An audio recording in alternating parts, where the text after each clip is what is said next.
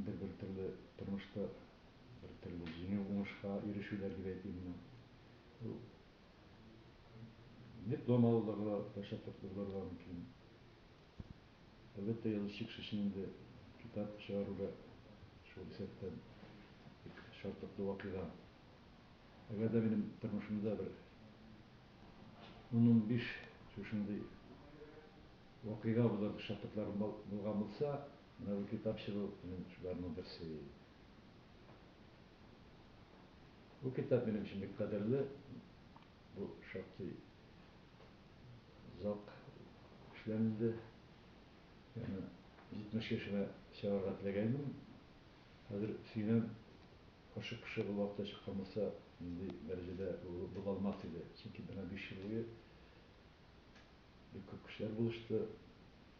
Yaxşı kişiler mümkünlük verdiler. Başakta bile koyalım. Bizning edebiyatımızın ruhi dünyamızdagi baytak biz o'rlana turan kishilar, aytaylik shu To'qay, Aziz Taqtash, Fatih Karim, Musa Jalillar, ular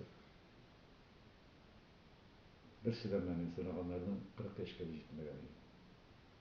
Xitoyga ham yozishga bek rahmat. Ularning ikki g'umrin o'rtacha aytganda yashashga nasib bo'ldi. Tag'in bir benim için yazmış bulagi ömür boyu bizim tilegen hizmet bilen şöğürlendim.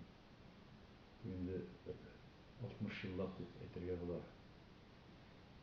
Şu üniversite kul yazma kitap yazgan idim ben, 3. klasını bitirgeçtim.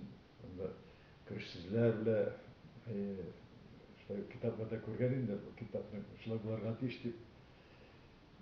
Yazışı benim için bu bir peygamber kibik zor kişiydi, biz kitap bile bisken bulun. Ama nihayet bana şu kitap dünya gördü. Ama kulağımı da zor, 50 tabak şaması. Şu az tirajda çıktı. Biz karar dipulini tağın her şey tergen mümkün. Bu kitap bu Raül Feyzi'nin yazılan olsa da bu benim türlüğüne de böyle. Bu şu kaybı kişiler çıkarıyorlar kitapları. Min hem men kim degan şekilleri albümlerde görgenim bari. Bu kitapның менә biz kim degan ma'nosi salıngan. Çünkü bunda sırdaşlarım şu 60 yıl içinde ve dünya edebi muhit. Bu kitapны aktarganda bizning şu 50-60 yıl içindeki edebi hareketinin, andagi şahslarning, bizning ideallarning, bizning maksatlarını şamalap görüp anlap bulayı. Şu maksattan kuşlarga da elbette bütün kişiler halap bitemezken ki zatlı kuşlarını güzelde tutan zamandaşlarını da şiratta onlara da haberlerle görüyorum. Cidden